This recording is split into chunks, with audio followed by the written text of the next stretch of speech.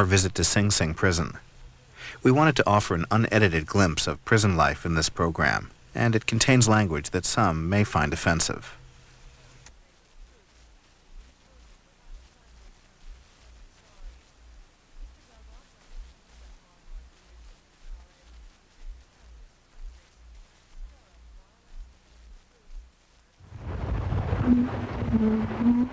On May 9, 1831, French aristocrats Alexis de Tocqueville and Gustave de Beaumont arrived in Newport, Rhode Island to begin a 9-month tour of the United States with the official purpose of writing a report on the American prison system for their government. The report, entitled The American Penitentiary System and Its Application in France, was the result of Tocqueville and Beaumont's visits to 12 prisons in 7 different states and the District of Columbia. The first penitentiary they saw was Sing Sing. On May 29, 1831, the two men sailed up the Hudson River about 30 miles north of New York City to visit and study the prison located on the river's banks. They would remain there for 9 days. Recently, C-SPAN toured the same facility, talking with inmates, correctional officers, and historians about prison life and how the place has changed since Tocqueville's visit. Coming up, the prison today, and also a look at the old prison cell block where Tocqueville and Beaumont conducted their studies.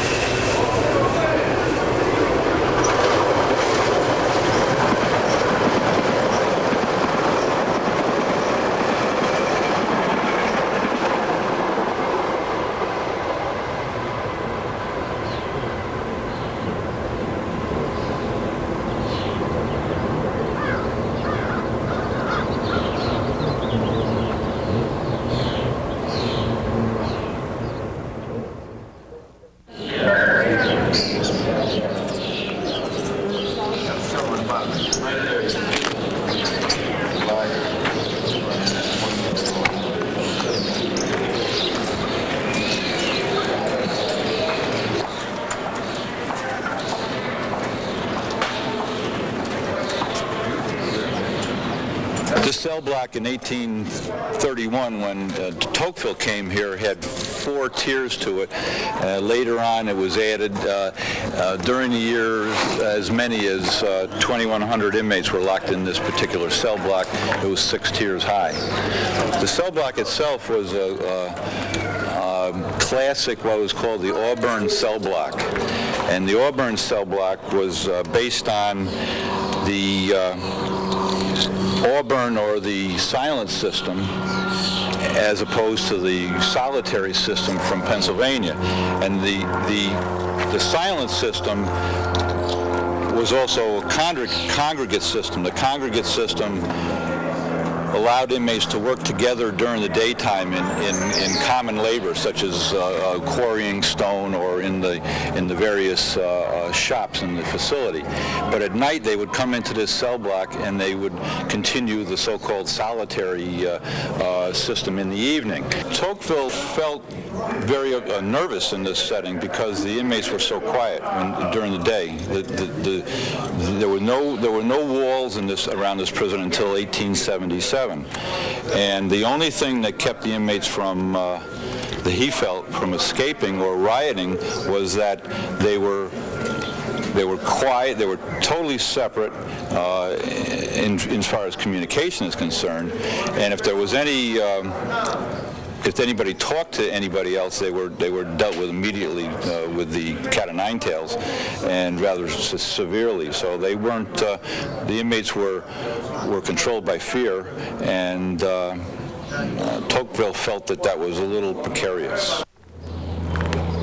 The so-called Auburn cell block became the pattern as opposed to the Pennsylvania system in this country. And it's interesting to note that when we built the new prison up on the top of the hill in the 1920s, and the big cell blocks, A and B block, weren't completed until the 1930s, the construction of the configuration, the architectural configuration is identical to this cell block, which was built 100 years prior. So it's pretty interesting that they created this system and it carried on 100 years later.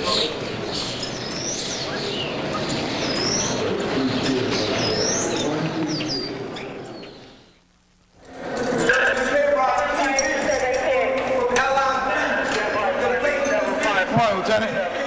We're going to A block. How we doing?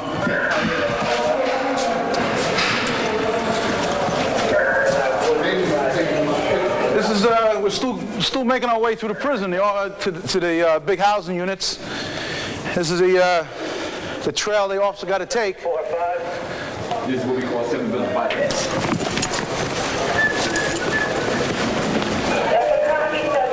Hey, good morning. Good morning. All right? All right. As you see, we have a yellow line in the middle of the hall. All inmates walk to the right when they're going down the hall. Why is that? Just keep them in some kind of Where's that group going? organization. Hospital? All right, let us go first. We're going to go to A The block. whole idea is to keep control of them. You got one officer escorting We're going to A block. 40 to 60 inmates. You see it here now. All right, we're going to A block.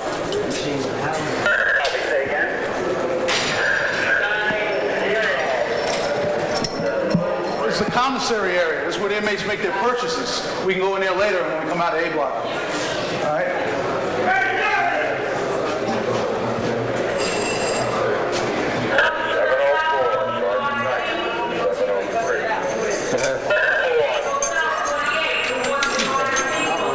All right, good morning. Sarge.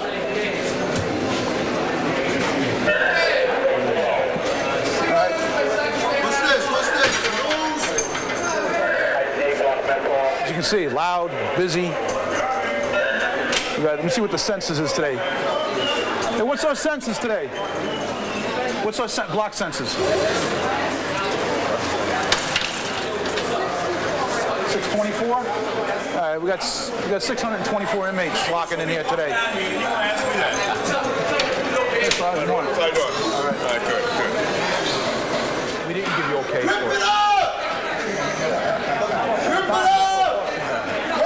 Let the world know that they beat me down like Rodney King because I was a black man. Rip it up!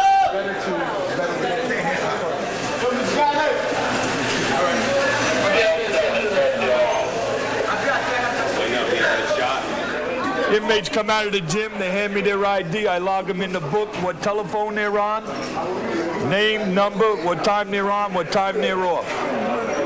We also monitor the phones out front, listening, picking up information. How long are they allowed to talk on the phone? We give them about 10 to 15 minutes. And how many times a day? Get one phone call a day. The people on the other end are paying for these calls.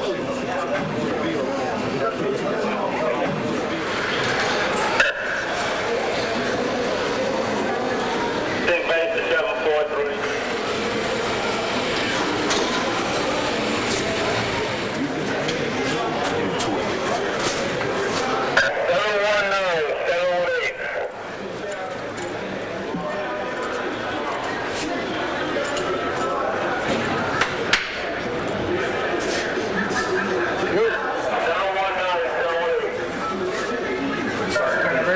Yeah, and they're not allowed to keep the sheets up there for a long period of time.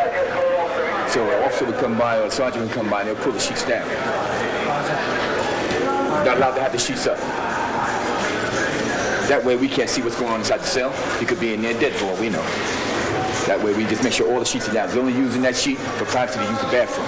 That's about it. Once he does that, completes that, he must take that sheet down. Or the officer will come by and pull it down.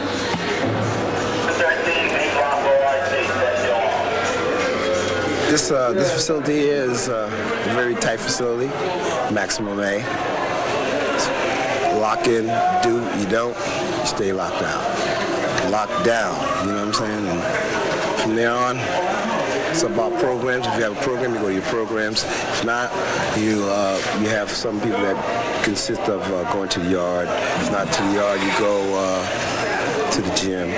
From there, either you go to the gym or either you go to work or you stay locked in a cell. The preference is up to you. You know, preference is it's all up to you. Depending how well you want to do your time, that's how easy it can be. But if you want to be a hard knock, it stays locked.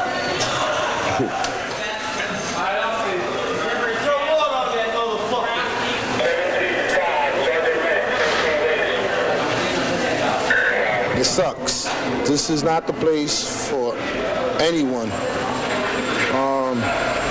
As you can see, the living quarters is real messed up. You gotta be, in certain jails, you gotta be in your cell 23 hours a day.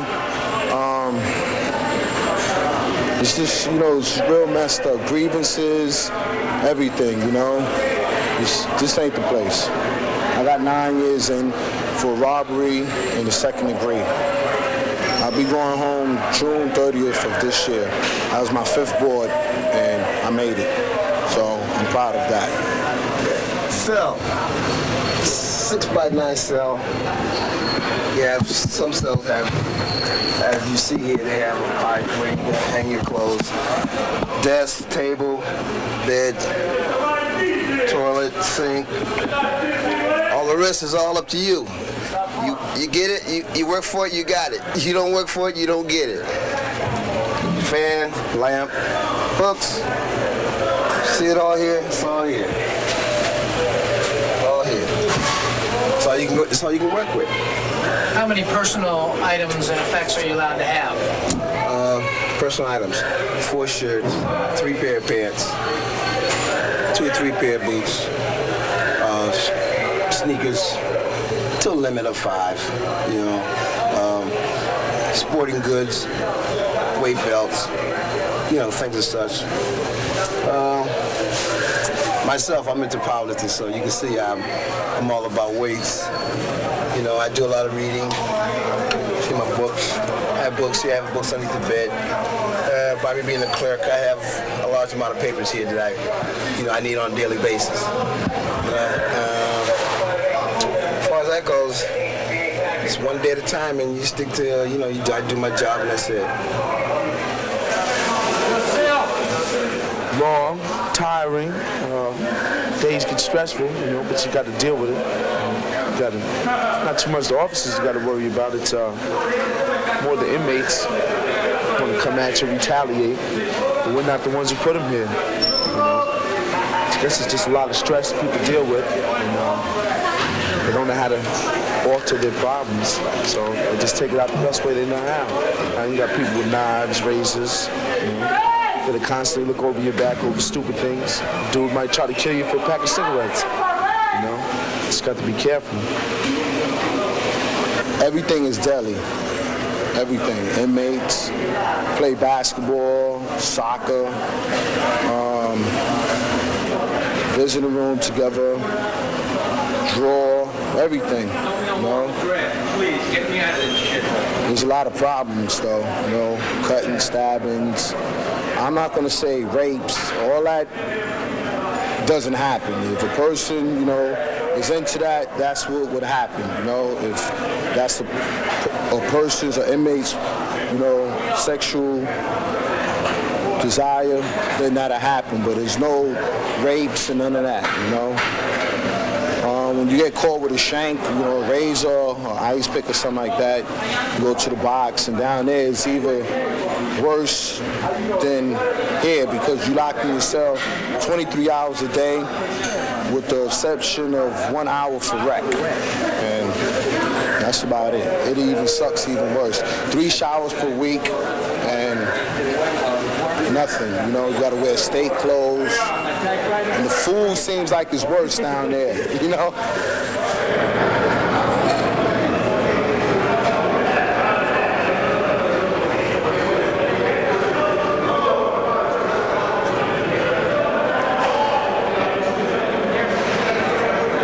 What the inmates do when they come in the mess hall, they each grab a fork, a utensil.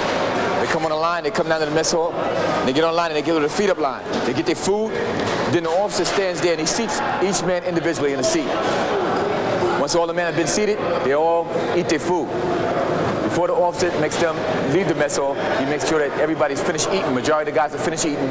And then in one time, he tells the whole unit, the whole gallery, to leave the mess hall at one shot. Are they allowed to get seconds? No. They're not allowed to have seconds.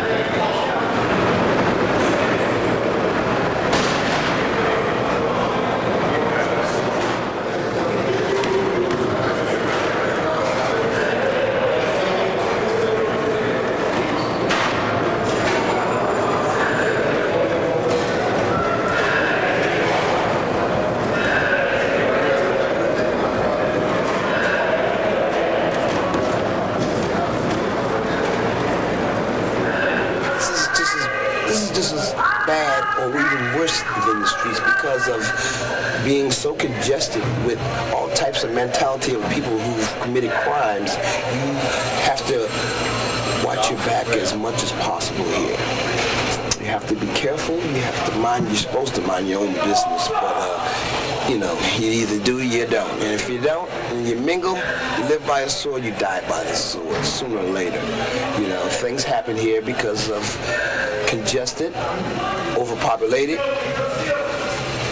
not having enough to do or taking on a certain action to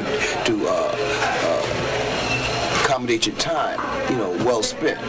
I mean, anybody can do time, but it's what you do within your time, time period.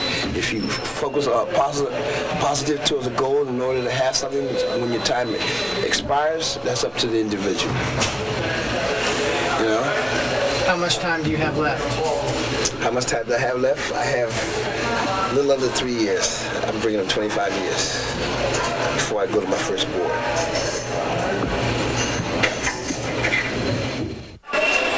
Let's let the officers through. Going on M gallery. I'm gonna hit M40.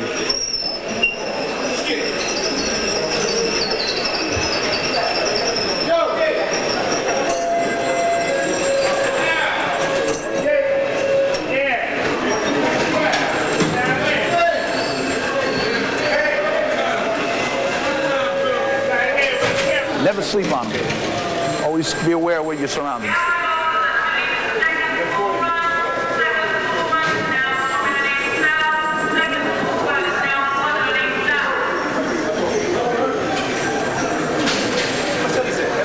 M40. So get some greens on, step out of the cell.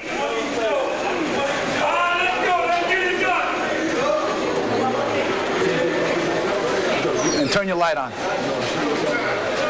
Big muscle.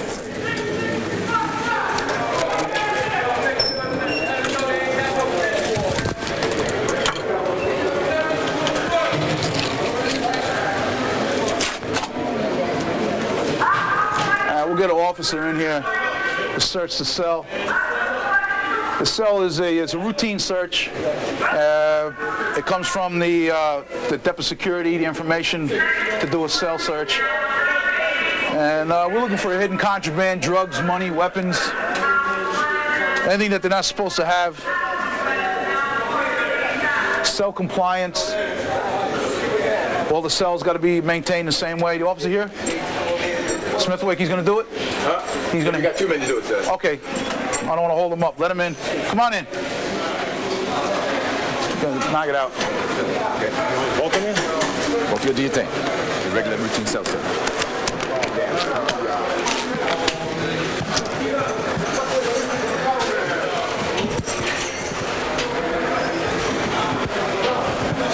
Yeah, that's 8:40.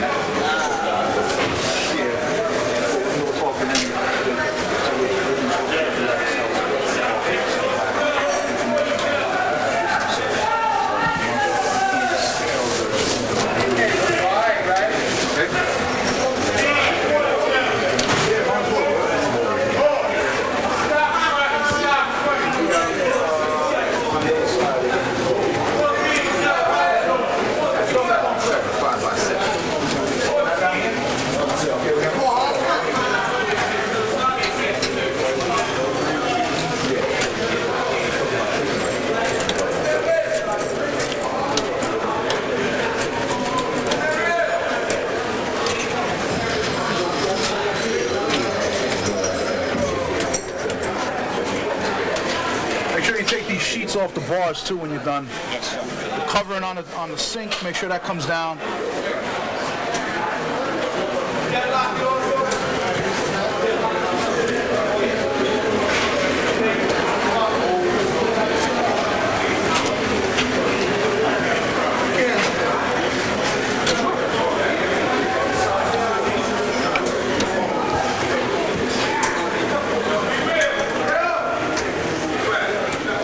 For any kind of contraband, drugs, weapons, money. Taking cell section by section. As I'm taking things down, I'm placing it neatly. Checking each individual piece.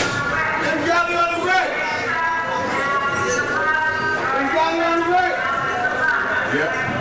There's supposed to be no dry clothes being hung.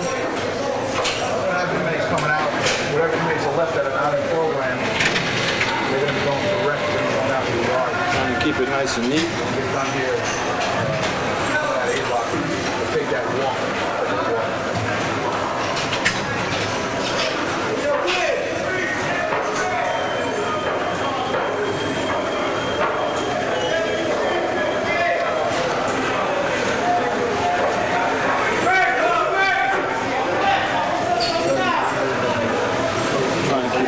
Same time.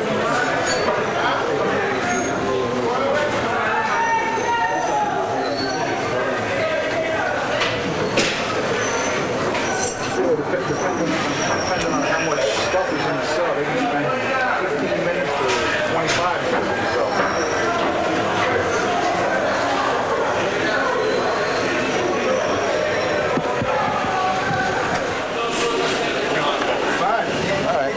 Watch what he finds, what he takes out, frisk before he takes it out, and he's gonna go take a shower and go about his business, all right? Anything he takes out, as long as it's been frisked, you don't have to frisk it, all right? All right, officer, we're gonna take off, all right?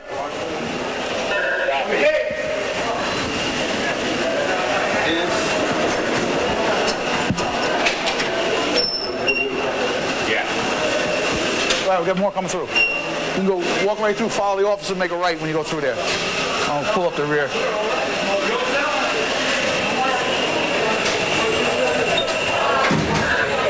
I'm gonna be honest with you. Sing Sing, you got a lot of officers that bring in weapons for money, and you just look around, and you know, you see where you get weapons from, breaking them off things, sharpen them, and You know, in a way, this place somewhat helps you, but it makes you, it can damage you too, because you learn how to make weapons here, you learn how to conceal things, and you know, it's just, you know, I don't know. What type of problems do you have with correctional officers bringing in weapons or contraband? That question there is, I could answer it like this, okay? Given any type of environment that anyone will work in a security field, there's always the possibility that you will have that type of situation. And you address it as it happens. I cannot speak on what might pertain to this particular facility, but there's always a possibility that something like that can happen. And it has happened, but again, I cannot speak on any particular situation at hand. This is a tough job that we deal with on a daily basis, dealing with the inmate population that's here. Correctional officers have to work a minimum of 25 years before they retire. I would love to see a 20-year retirement for the officers that work behind the walls. Given you know, the pay scale that correctional officers receive, I would love to see more money for the security personnel that work behind the walls. It's a tough job that we do. It's a thankless job that we do. It is a misunderstood job that we do every day on a daily basis by the, I'd have to say, the legislators up in Albany. Keep blocks get 3 showers a week, Monday, Wednesdays, and Fridays, 10 minutes from the minute they get out of their cell until the minute they step back in. Other than that, they're allowed to go to medical call-outs, legal call-outs, and psychological call-outs. Then they're locked in for the rest of the day. I come in at 6:45 in the morning, and I pray every day that I get to go home at 3 o'clock.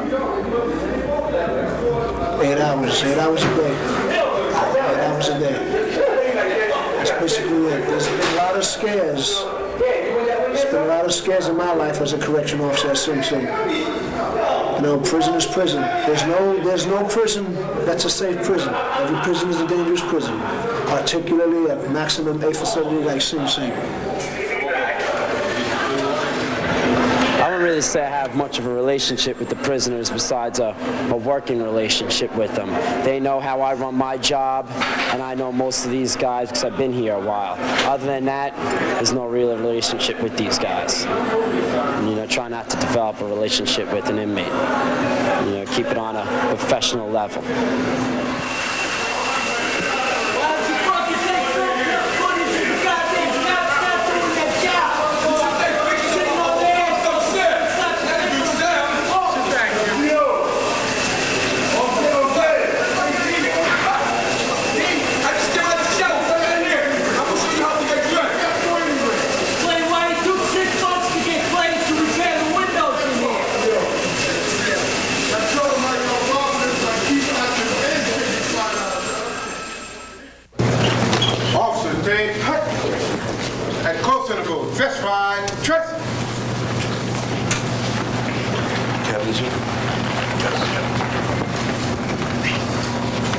Ready, front. Eddie's. Zudo. Here. See me after lineup. Richard. Here. See me after lineup. Lambert. Here. See me after lineup. Anybody that has a job? See me after lineup. Supervisor tonight, Captain Moore in the street. Lieutenant Magwood has the house. Lieutenant Miller is in the field. Sergeant Webb in the box. Belcher has 5 and 7. Myers has the charts. Kerrigan has a tap in. Paulie and Belden in A block. Fulton and Belden in B block. Fulton and Brown in B block. Sergeant Algiers in the mess hall. All right, B block is still acting up a little bit tonight, but we're going to run regular mess hall. Give them the opportunity to do what they're going to do, or just follow the rules and regulations. We're going to run regular mess halls, get them in and out of that mess hall. We're going to run regular programs tonight.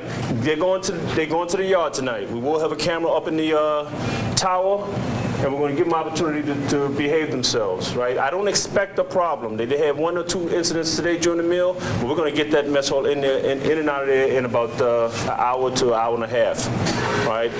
One other thing, now they had a few incidents in the mess hall yesterday, and one of the officers wrote a misbehavior report indicated that the inmate brushed by me using his chest or something like that. If you have any incidents, make sure you tell your sergeant. I want, in any incident like that, I want a violent conduct charge on the misbehavior report. They're not charging them with the right charges. We can't tier it right. We can't handle it right. Right? If he's making physical contact with a correctional officer, I don't want to tip the mess hall. Let your area sergeant know, and when you write that report, make sure you either include assault or violent conduct. Very important, the main 2 charges. Lieutenant? Okay, there was 3 UIs today in B block.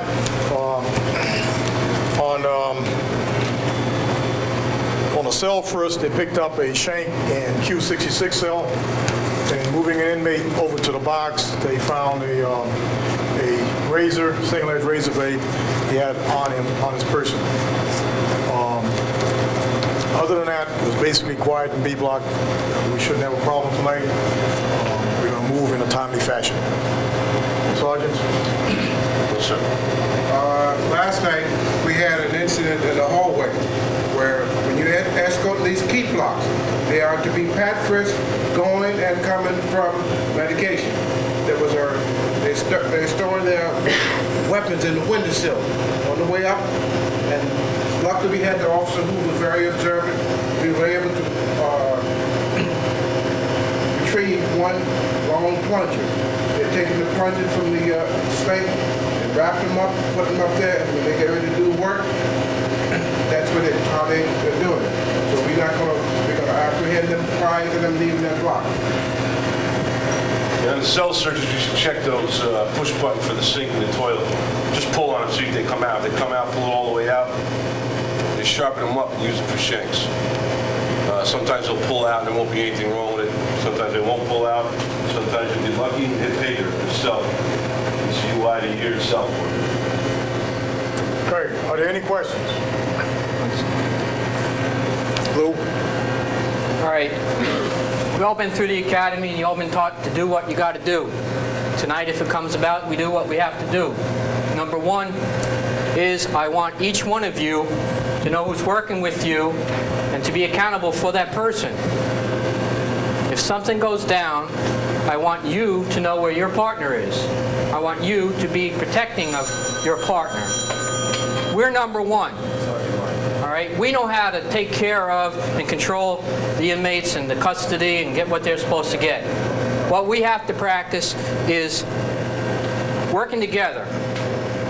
And the biggest thing here is working together is we all go home safe. That's what I want you to concentrate on tonight. No matter how good we are, we're not going to prevent everything that's going to happen in this facility. But I expect you to be good enough to prevent your fellow officer from taking something that he doesn't deserve. Watch your back, watch your partner's back, watch your officer's back, and we'll all go home safe. That's what I gotta say. Officers, stand up. Have a safe tour.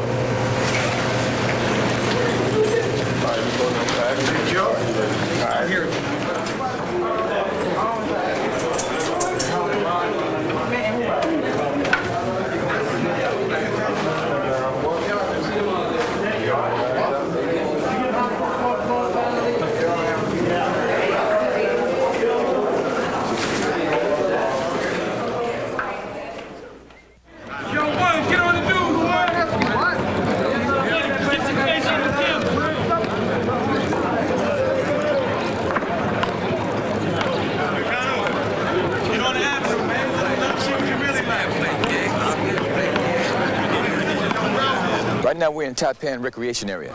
This is a minimum security area here where we have approximately about 480 inmates here. This is their recreation time. And as you can see, this is the handball area right here. Inmates are playing handball. And to the extreme left over here is a weight area. This is where all the inmates let out their aggression, in the weight area. How often are they allowed to have this time period? They're allowed to have this time period every day. Every day they're allowed to come out to the yard, good weather or bad weather, and do what they want to do as far as exercise goes. For how long? Well, for about 2 hours. 2 hours, 2.5 hours in the daytime, 3 to 4 hours in the afternoon. Then they're locked back in for another general count again, population count.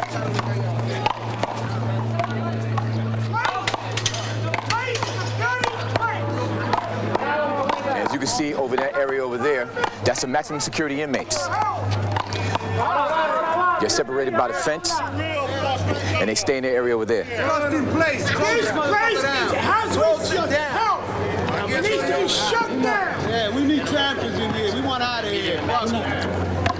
There's no interaction as far as recreation area goes. All the recreation areas are separated. A block, B block, Taipan, they all have their own separate exercise areas where they recreation at. Now if they go to the chapel area, they can mix there, they can mix in the school, in them areas. It's the only way you're gonna have them mixing together. Peace to y'all, peace to y'all. Yo, we break the law, we gotta go behind the fucking wall. Superintendent breaks the fucking law and he gets transferred to another joint. What's up? Straight.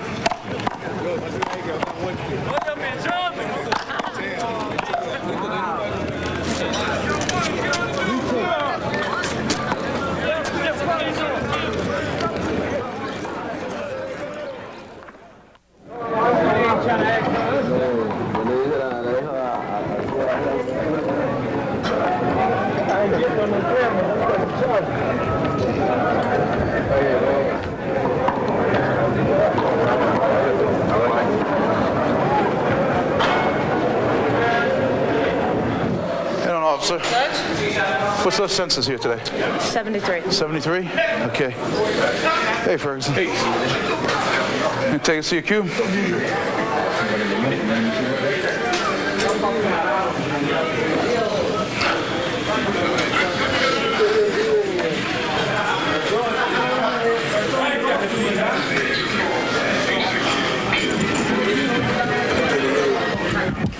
I don't want to do something a little spruce, you know. Tell us a little bit about this. Well, actually, it's not much to tell. It's pretty self-explanatory. Basically, this is your living space. Everything you own goes here. You have a locker. You can't have any pictures or anything up on the wall, so any pictures or anything you have go on the wall in your locker. Like that. Who's that picture? It's my wife. And, basically, I mean, this is it. Your bed, you can keep things under your bed, but you have a property limitation of how much you can keep under the bed. It has to be neat. You can't have things hanging all around and everything. What other type of personal effects are you allowed to keep in here? Basically, you have a limitation on everything you can have, from underwear to state-issue clothing to personal clothing. Anything that's in excess, if you're subjected to a search, then they'll take any excess property that you may have, or any property like typewriter. Grab my typewriter here. I left my instrument up in the chapel, but all of those things have to have a permit, a slip that says that it's yours, has to be engraved. Any radio or anything like that has to be engraved, and if it's not engraved, if you're searched, then they'll take it from you. What about the bed? How comfortable is it? Well, actually, I had some chance to break this one in, so it's relatively comfortable. Some guys have the hard beds. Basically, all you have under here is springs.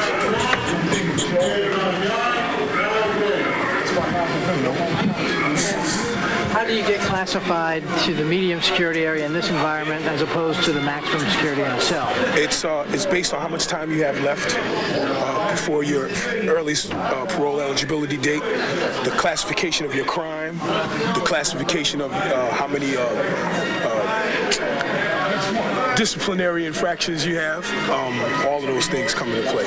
Depends on, and then they reclassify you as medium, and then when you get even shorter, if depending on what your time is, how much time you have on the end of your sentence, you can be classified as minimum as well.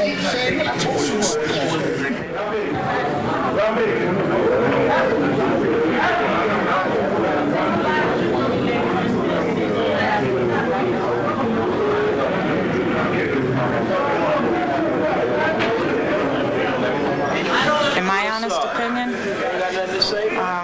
I got something to say. to a certain extent, there are a few differences. I I personally feel that most of the men in here give the females more respect than they do the males, believe it or not.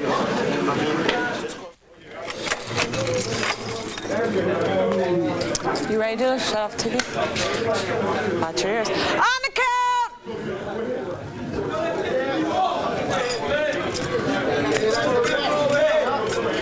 We're on the count, guys. 14, 15, 16, 17, 18.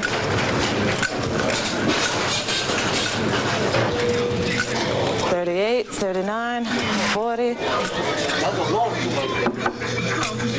41, 42, 43, 44, 45, 46, 47, 48, 49.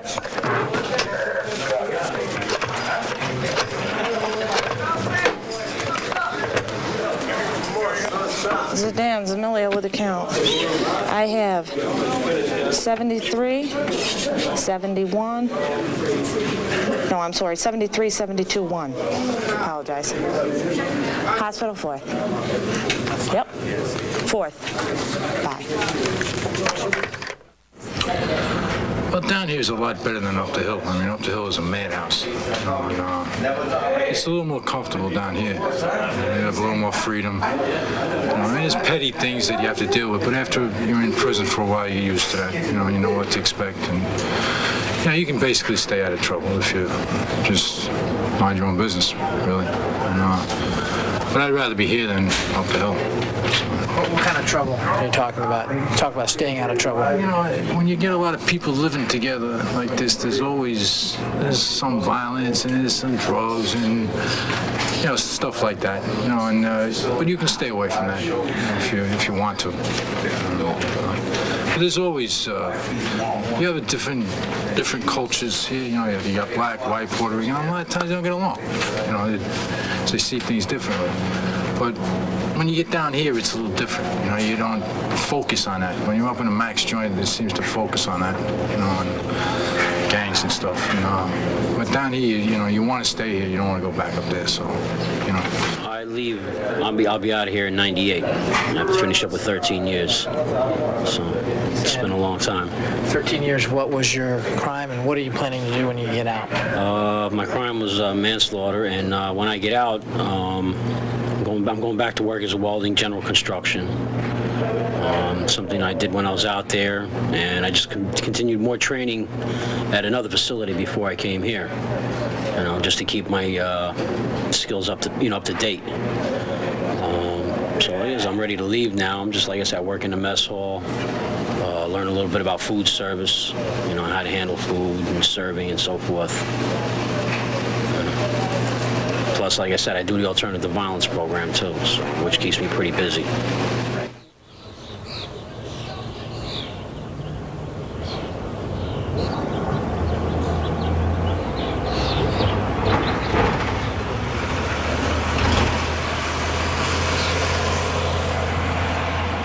Religion is very important, and the reason why religion is so important is because in the confines of a prison, when a man is in this atmosphere, it's important for him to have something to hold on to, a faith, something concrete that's going to give him hope, going to help him to make it through the bit. And sometimes the external support system is not as great as the internal support system. And so when you have faith in God, and we're not talking about a particular faith community, but faith in God, plus that ability to call on God in prayer, through meditation, through reading, it's able to help you to sustain, to make it from day to day, and also to evaluate yourself. I work here in the Protestant chapel. I'm Reverend Hunt's assistant, so oftentimes if he's not here or the volunteers aren't here for whatever reason, I have to teach a Bible study or I have to preach a sermon.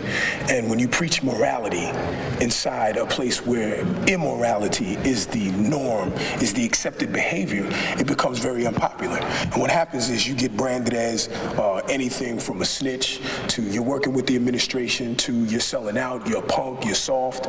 You know, when you tell people to do what's right and you try to live by example by what's doing right, because if you're not doing wrong, then obviously to those who are doing wrong, then you're an adversary, you're an opponent. Prison is basically a place where you have to be against the system, you know, because most people, they come to prison and they automatically peg themselves as being political prisoners, and that's, you know, the farthest thing from the truth. And one of the main things about being in prison is that you have to begin to take responsibility, you know, for your actions in the past which have brought you here. You know, once you begin to take responsibility for those actions, then you will begin to make a conscious effort to want to change, because it's very easy to blame your situation on other people. So when you come in, you know, a lot of guys, they come in and they're coming in younger, and they're coming in more often, more repetitiously, because they go out and they come back, they go out and they come back. And the more they come back, the angrier they become. And the whole thing is that we know that the officers that work here, they have jobs, they have families. This may not be what they want to do. And there are other people who also call the shots, also from a little further up. And a lot of stuff doesn't make sense, you know, that goes on. But you have a lot of drugs in prisons. Guys come in, the program's not adequate, you know, for them, and they get caught up in little, you know, drug debts, gang violence, whatever the case may be, and they begin to be angry, you know, and their whole thing is just to tear down and not to build up. They're so busy, they're not working on themselves, they're not trying to change themselves, they're only trying to make do with this environment that they're in, and a lot of them end up having a very rude awakening, very rude. A lot of men come in and they have known a faith community. They strayed away from it. And that's part of the reason why they got jammed up. It's because they left their faith community. I used to go to church and I stopped going and I started hanging in the street. A lot of men find God here. And when you always hear people talk about jailhouse religion, jailhouse religion, yes, it's part of the survival kit, because we tell people that one of the things you need to do when you come to jail is you need to keep yourself healthy. You don't want to get sick in jail because you're not going to have mama or your wife or your girlfriend to take care of you. So you got to eat, you got to take care of yourself, stay healthy. Learn all you can learn, read, and try to grasp as much knowledge as you can. And then we tell them also to get involved in a faith community. All of our sermons are geared towards hope. We try to let them know that hope is very important. And we try to do everything we can to let them know that God still loves them, and that there is room for reconciliation with God, that he hasn't turned his back on them, that it's they who have turned their backs on him. And we just preach the gospel. And so on Sunday morning, you can look out in the congregation, you may see a Muslim, you may see someone from the Jewish chapel here, someone from the Catholic chapel may be here, and someone from our chapel may be over in the Catholic chapel. But it's a matter of we allow them to come back and forth, and whatever can help them, you know, that's what's important. And we hope to have a better person when it's all over.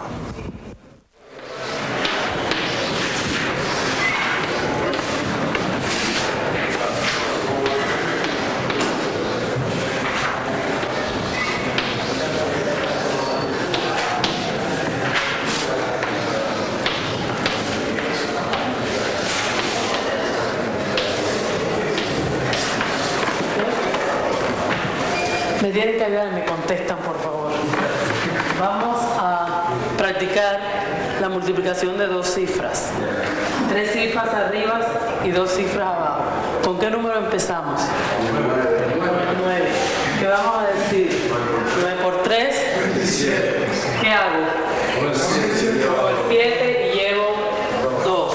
Para que no se lo olvide, si quiere pueden poner el 2 aquí chiquitico y así no se les olvida que llevan 2. This is the bilingual class. I teach inmates from a very low level to the GED level. I have my higher classes in the morning. I have students that are pre-GED and GED level, that is 5.9 reading level to 12.9. In the afternoon, I have my lower level, which is the adult basic education. They are from 0 reading level to 4.9. All the teaching is done in Spanish. I try to get them to learn to read and write and the basic math in the morning. We test every 4 months. Once they get tested and they test at 5.0 or above, they get transferred to my morning class. In school, we have a mandatory program for anyone that reads below 8.0. And we have approximately 10 classes, and we service about 500 inmates, AM and PM. And basically in English, an inmate that reads below 8.0, we look at his reading score, and we place him in various levels, in English or in Spanish. So for instance, if an inmate reads from 0 to 4.9, he's placed in an adult basic education class. If he reads from 5.0 to 7.9, he's placed in a pre-GED class. And if he reads 8.0 and above, he's placed in a GED class. Now, a lot of times we have inmates that feel they're too old or they don't want to go to school, and we have to take measures to work with security to say that this is important, you have to come, and you have to learn how to read and write. And Central Office's philosophy behind it is there were a lot of inmates that were leaving the institutions that were illiterate, and they said we're going to put a stop to it, and at least we want them to learn how to read and write. We also service the bilinguals with the same things. 8.0 and below is mandatory. 8.0 and above is voluntary. We have 2 evening GEDs at night. It's volunteer for inmates that work during the day. We hold 2 graduations a year, and the guys love it. They feel good. We build up their self-esteem. More importantly, we want to teach them that it's important to learn how to read and write and to get their GED. What do the inmates think about this program? The inmates enjoy the program because it gives them an opportunity to perhaps pick up their high school diploma or the equivalency while they're here. Maybe they didn't get it on the streets for a number of reasons, but it gives them an opportunity to feel that they're learning and progressing, and hopefully when they become free again upon release, they can build upon that. So they like it.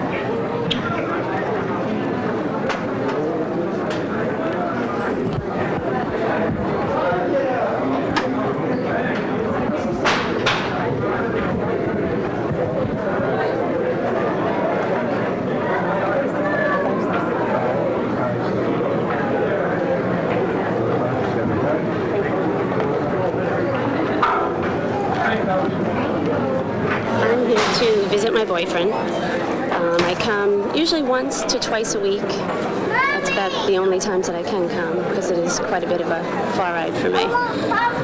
And we just visit. I mean, this is the visiting room. This is as far as you get. They do have an outside visiting room in the summertime that you can go out to.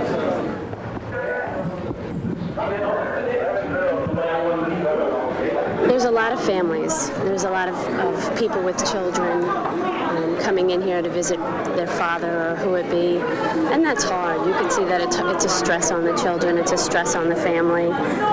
But this is the only way, at least you can have a contact visit. At some prisons or some other ways, you don't have contact visits. All visitors remain in your assigned seat. All inmates stand, face forward, do not lean on tables and chairs for the 11 o'clock count.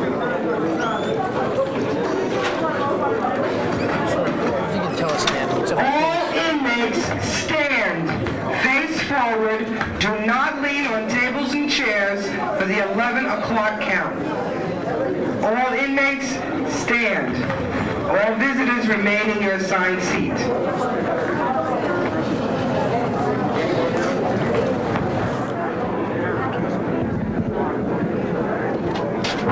He was parole violated in December and had been transferred to a few different places. He will hopefully stay here because this is his home, as they call it, till October. And then after October, he'll be on probation from October to April, and then that will be the end of his sentence. We miss our relationship that we had, the personal contact. You don't have that. You have no spontaneity. You know, it's the time that you're here, your time is spent talking about little things because you miss each other so much, but you don't have major conversations, or you just miss that everyday life. You miss that everyday being with that person as much as you can, especially when you care for them and you love them. It's very hard. It's very, very hard. It is rough, you know, but I deal with it just each day at a time, you know. I visit them as much as I can, you know, which is just about every day and once on the weekend. It's hard though, you know, seeing him every day and then going home and being alone. It's hard. But, you know, we've been doing this 6 years.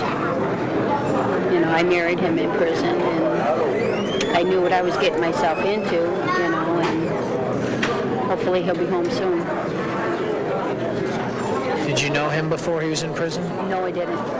No, I started writing him letters, fell in love with him, went to Attica to meet him, fell in love and married him in Attica in '91.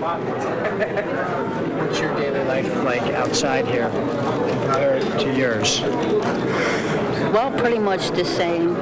He tells me what he does when he goes back to his cell. I tell him what I do when I go back to my apartment. I have my children, but my children are all grown up now, you know, and they're on their own. So I'm on my own. So my life is pretty much what his is. You know, it's very lonely. Mine? Well, it's pretty boring. You know, I come down here, I get my visit, I'll go back. Really, there ain't nothing to do. I could go to the gym if I want. I can go to the yard. That's really about it. You know, but usually what I do, I'll go back. You know, I eat. You know, just wash out my laundry. You know, and just get ready for the next day. Listen to my radio. That's about all I can do. You know, can't have TVs here, so that's about the whole thing of the life here, and just survival. You know, staying away from the idiots and staying. You know, that's how you survive. You know. Yeah. I'm definitely not coming back. I'm a home improver, so I'm going to try to get back in the business of doing that, home improvement, because I definitely ain't coming back, you know.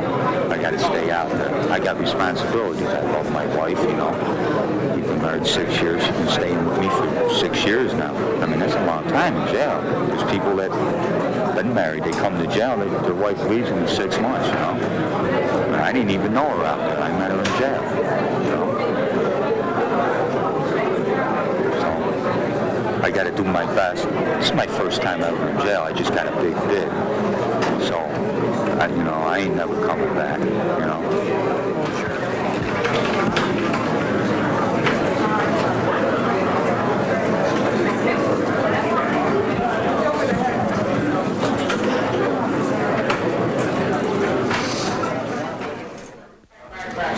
Back.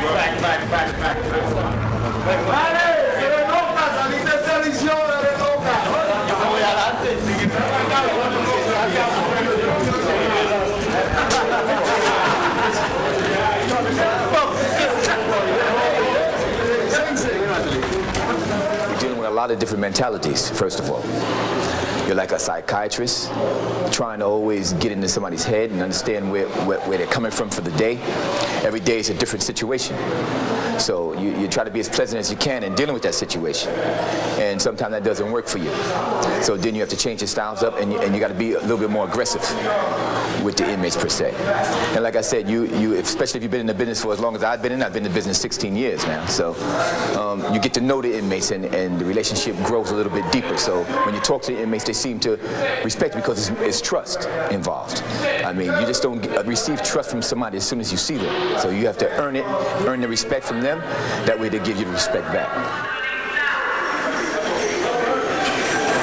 Some people never had a lifestyle until they come to penitentiary, if that's what they choose. If they choose to be told to do things each and every inch of the way of their lifespan, you could have it all right here. But you can't leave when you want to. You understand? You're told when to take a shower. You're told when you can go to work. You're told when you can't do this or when you can't do that. And who wants to live that type of lifestyle? But if you're sentenced for a crime that you've committed, you will be accommodated. You know what I mean? You will be accommodated. I leave the job here. I go home. I separate myself from this job. I've done that for 18 years. I don't even discuss this with my family. I come to work, my family problems, I leave at the front door. It's like two separate lives, one on the outside, one on the inside, and you got to keep that separate. When you start mixing the two, I see that there could be problems. When you start mixing you have problems at work, you bring them home. Now you're bringing stress that you had on the job home. And you have enough problems at home. You don't need the job to bring that, make that atmosphere worse. So I keep it separate. It's easier for me. That's how I deal with it. At this point, I've been in prison about 7.5 years. I've been in Sing Sing for almost 6. And it's a difficult life. It's difficult in the sense that for me, I know that I put myself here, but it's difficult in the sense that, being in a position now where I've learned from my mistakes, where I've seen other people's mistakes and seen where I can do better and can be a productive member of society, it's difficult because I'm seeing my life pass me by. I'm seeing my child grow up. She was 3 months old when I was incarcerated. She'll be 8 in October. And seeing her grow up and seeing all those things that I've missed, that really makes it hard. It's painful more than anything else. The bottom line is that when you go in that cell at night, it's just you and yourself. And the problem is a lot of guys can't deal with themselves. They're guilty for what they did. They feel bad about what they did, but they don't know how to express it. They don't really understand what true remorse is. They don't understand it. You understand? So when you go in that cell late at night, you're in there by yourself. It's just you and your crime. And that's the most difficult time of the day for anybody who's ever been in prison.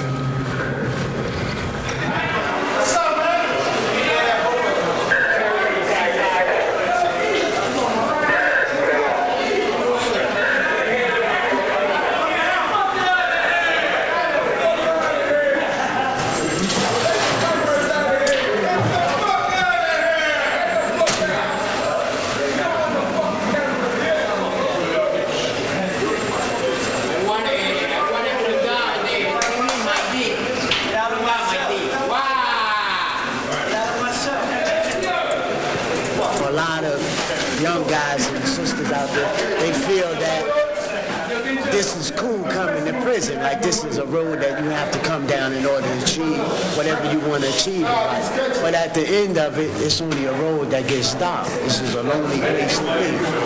And it's like, it's really in all reality like you're someone's slave because you're forced to do things that you don't want to do. But by you being in prison, you have to do these things. And, and what I'm saying can make a difference between a person 15, 16, 13 years old coming to prison I myself, I speak, you know, with a compassion for my younger brothers and sisters out here, but respecting them coming inside here, behind this wall. There's no game. Every day somebody's getting stabbed. Some guys are just taking their lives because of the pressure that they can't deal with coming into prison. So this is what you'll face when you come in here. But like any other job, you get used to it. You get used to it. You know, as a correctional officer, it's a difficult job. You're dealing with a lot of mentalities, you're dealing with a lot of characters, you're dealing with a lot of moods, and you're dealing with a lot of mood swings. You know, and it's a stressful job. It's a stressful job. It's a frustrating job. And like I said previously, you know, we come in here to do 8 hours, 8 safe hours. Sometimes it's not like that. Sometimes, you know, some of us wind up getting hurt. And when one of us gets hurt, we all feel it. You know, that's how it is in law enforcement. That's how it is behind the walls. Just not to have your freedom is like, I mean, so what? We watch a little TV. I mean, you need to do something. To wake up every morning, I mean, you know, the same routine, you know, and like, for instance, I had a death in the family the other day. Now, I would like to be there for my father, but I can't, and that's difficult. I mean, I'm going to be able to go down to, my grandmother died, go down there for an hour, but it's not the same. You know, now is the time when he would need me, and I can't be there. You know, but that's not society's fault, that's my fault. But still, I mean, it's not, we really don't have as much as, you know, people think in here. So it's not, I don't think, like in the 60s it was a little different. People were sentimental toward prisoners, but that's all changed because of so much violence. And I understand that. You know, people see a woman getting raped or an old lady getting beat up. You know, I mean, how are they gonna feel? You know what I mean? I can understand that. I think that they judge crimes that are minority crimes, like, you know what I mean, that don't happen. A lot of people don't beat up old people or rape women. You know, that's a small minority of people. But they label us as all like that, and I think that's wrong. You know, I think you have to look at each individual, because some of us, you know, really could go home now and make it, you know, and live just as same as everyone else. And I feel that I will. I go home and I go to board in 2 months. I could be going home, and there's no way they'll get me back here. I mean, this is my second time in prison, and maybe I grew older, you know, and I'm not as stupid as I was when I was young, but they won't get me here no more. You know, I had enough.